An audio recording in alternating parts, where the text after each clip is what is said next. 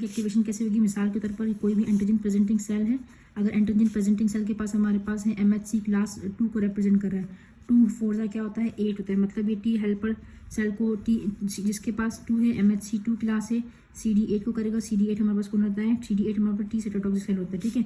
और अगर ये MHC 1 क्लास को करेगा, MHC 2 है तो 2 4 क्या होता है 8 होता है, और 4 कहाँ होता है TH4 8 2 4 8 होगा ना, तो CD4 कहाँ होता है? टी हेल्पर सेल के पास होता है, सही है। तो यहाँ for example T helper cell का आ रहा है, टी हेल्पर सेल के पास क्या होगा?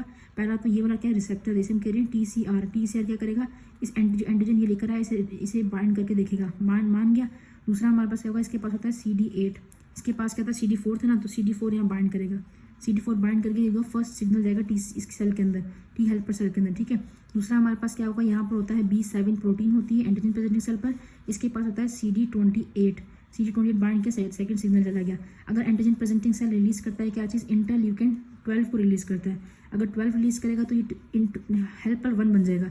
अगर ये क्या रिलीज करता है? टी इंटरल्यूकिन रिलीज करता है, कौन सा? 4 रिलीज करता है, तो 4 अगर इंटरल्यूकिन 4 रिलीज करेगा तो टी हेल्पर 2 बन जाएगा। टी हेल्पर 2 का काम क्या होता है? ये बी सेल को एक्टिवेट करता है, ठीक है।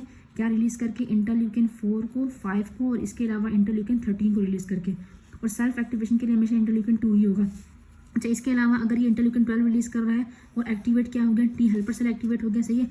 इसका काम क्या है? ये एक्टिवेट करता है टी साइटोटॉक्सिक सेल को अपने इंटरल्यूकिन 2 के थ्रू ही, और गामा इंटरफेरोन के थ्रू क्या करता है? ये एक्टिवेट करता है मैक्रोफेज को। मैक्रोफेज आया ना, उससे दोबारा से सलाम दुआ करके काम खत्म करेगा, सही है।